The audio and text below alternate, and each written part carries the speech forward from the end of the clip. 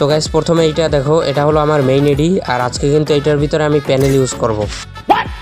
হ্যাঁ গাইস, কথাটা কিন্তু 100% সত্যি কথা। তোমরা ইদানিং অনেকেই কমেন্টে বলতেছো যে ভাই আমি কিন্তু স্পোর্টস খেলি, আমি কিন্তু টুর্নামেন্ট অ্যাপসের ভিতরে খেলি, বা টুর্নামেন্ট অ্যাপসের ভিতরে খেলার জন্য একটা ভালো প্যানেল দেন যেটা আমি মেইন এডিতে ইউজ করতে পারবো। আজকের এই প্যানেলটার ভিতরে তোমরা পাওয়া যাবে 100% মেইন এডি সেফ, তারপর হোলোগ্রাম প্লাস লোকেশন, তারপর 8% ড্রাগ হেডশট আছে। আর আজকে কিন্তু তোমরা দুইটা ফাইল পাওয়া যাবে, একটা হলো ফ্রি ফায়ার ম্যাক্সের জন্য আর একটা হলো ফ্রি ফায়ার গ্লোবালের জন্য। ফ্রি ফায়ার ম্যাক্সেরটার ভিতরে তোমরা পাওয়া যাবে hologram plus location plus drug headshot আছে 8%, আর ফ্রি ফায়ার গ্লোবালের ভিতরে তোমরা পাওয়া যাবে hologram plus location plus 8% drug headshot, পাশাপাশি কিন্তু তোমরা জম্বি লোকেশন, তারপর ম্যাজিক বুলেট, তারপরে এম সার্কেল, এগুলো তোমরা পাওয়া যাবে। বাট ফ্রি ফায়ার গ্লোবালের ভিতরে যেরকম সুযোগ আছে ওই রকমের অসুবিধাও আছে। ওই অসুবিধাটা হয়েছে যে মাঝে মধ্যে কিন্তু গেম ফ্রিজ হয়ে যায়, যেটা কিন্তু পিসির ভিতরে যেরকমটা হয় ওই রকমের ফ্রিজ হয়ে যায় গেম। মাঝে মধ্যে গেম ব্যাক দিয়ে আবার ঢুকলে কিন্তু ওই রকমের হনার স্কোর কাইটে নিতে পারে। এই হলো ফ্রি ফায়ার গ্লোবালের ভিতরে অসুবিধা আর সুবিধা। এগুলো তোমরা ডাউনলোড করবা কোথা থেকে, তারপর সেট আপ করবা কিভাবে, সবকিছু তোমরা A to Z পাওয়া যাবে। জাস্ট একটু ভিডিওটা মনোযোগ দিয়ে দেখো। এটার ভিতরে সব থেকে বেশি সুবিধা হবে তাদের যারা মূলত টুর্নামেন্ট খেলে থাকে, তাদের এটার ভিতরে বেশি সুবিধা থাকবে। কারণ এটা ইউজ করার পরে যদি তুমি টুর্নামেন্টের ভিতরে ঢুকো, তারপর যদি সন্দেহ করে, তারপর যদি তোমার কাছে স্ক্রিন শেয়ার চায়, তাহলে তুমি স্ক্রিন শেয়ার দিলে